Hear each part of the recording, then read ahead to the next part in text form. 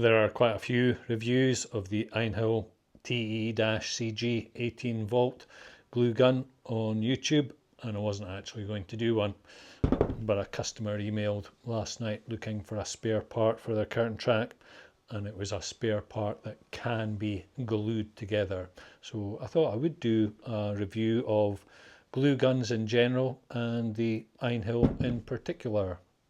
These wired mains hot melt glue guns have been around for a long time, certainly since I started a handyman business fitting curtain tracks and poles and doing other handyman jobs. So best part of 35-40 years, and I use them regularly.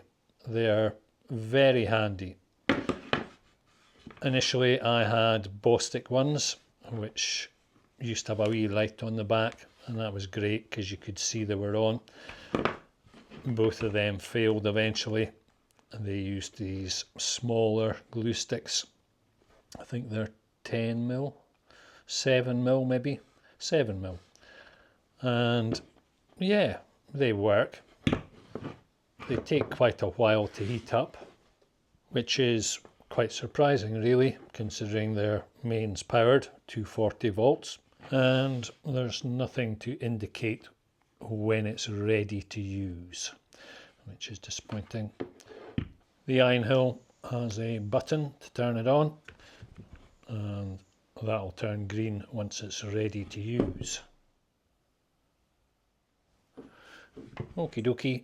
I think the literature says 2 minutes. That was a little under that, about 1 minute 45 seconds, so definitely in the acceptable range. And I love the fact that it's got a green light to tell you that it's actually ready to use, so you know. Hot melt glue guns provide what I describe as a tough bond. So to give you some idea of what I mean by that, copper is a very tough material. It's easily deformed and bent, but it's not easily broken. You need to really work it back and forth in order to tear it apart. Glass, on the other hand, is what I would describe as a very strong material. Super glue would be a strong glue. So you can't easily deform or bend glass, but it will easily shatter, break if you put pressure on it. So what will I use hot melt glue guns for? I do use them frequently. They'll bond wood to wood, porous to porous. They'll bond metal non-porous to metal non-porous, and combinations. This is some rusty metal. I'll give that a clean, and that'll bond just as well. When I was running my wee handyman business, it was really useful in making temporary repairs or make do and mend repairs if a spare part wasn't available. So although this part has worked, and I wouldn't recommend, if parts on your curtain track are failing, then if one part fails, then the rest of them are likely to fail shortly afterwards because they degrade with heat and sunlight. Anyway, I'm just going to glue this one together. I broke this deliberately so I could demonstrate. So let's just see how well this works out. Just put a wee bit over the top there. Like I say, these are make, do and mend rather than a polished performance.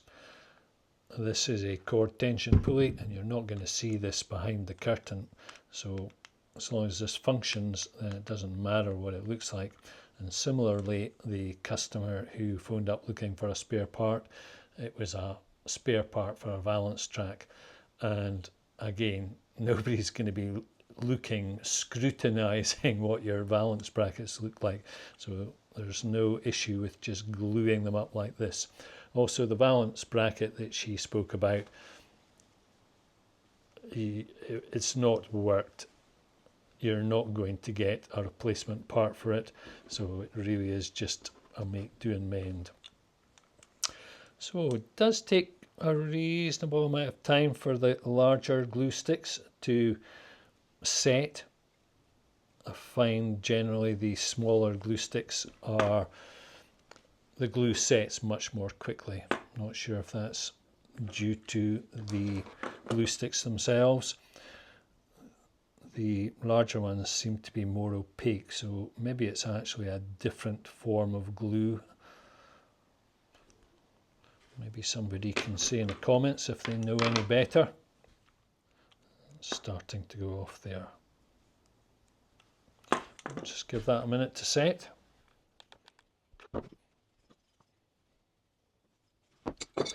And clean and dry does make a difference. The original bond that I put on here just a few minutes ago broke quite easily, presumably because there's quite a bit of dust on these. I've since cleaned them, so we'll see how strong it is now. So while I'm waiting a few moments for those to set hard, what can I say? I've got a couple of Einhell tools now. I find the quality to be very acceptable. I do use a hot melt glue gun frequently, so having a cordless hot melt glue gun is fantastic. This one comes with a work light. In terms of battery, I'm not noticing any huge deterioration in battery. It's not like I have to charge it every 5 minutes. This has been on for a reasonable amount of time while I've been making this video.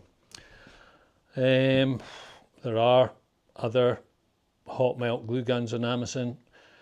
This was around £40, €50 without the battery, and the batteries are reasonably expensive, though as I say, this is a reasonable quality product. Having said that, there was one other hot melt glue gun on Amazon that got 90% in the top 2 range, i.e. 4 and 5 stars, and very little in terms of people who were unhappy with it. It was 7.2 volts, and for most people I'd say that's perfectly adequate. So that from memory was around £30.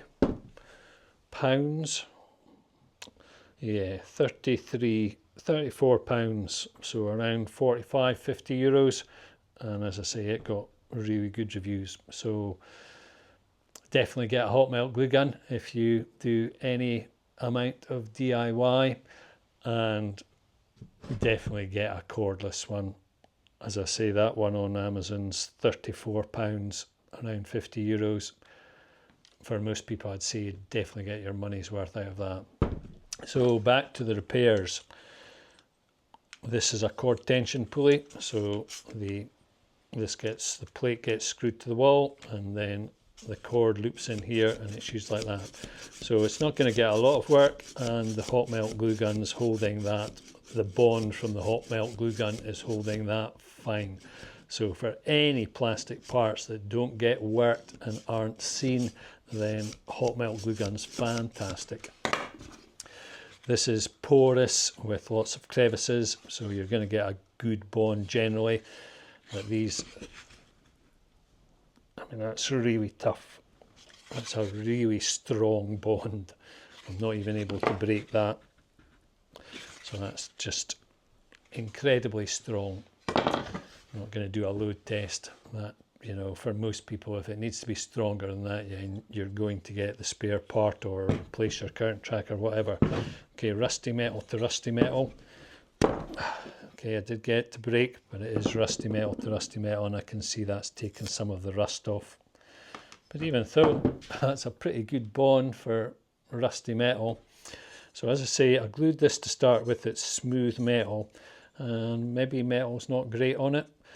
I did give it a clean, so let's see where we are with that now.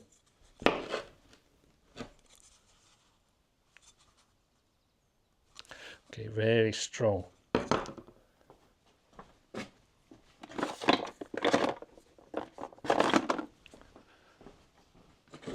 need to prise this apart. Okay, pretty good. So happy to recommend Einhell, and definitely happy to recommend that you get a battery operated glue gun. Thanks a mil for watching. Good luck.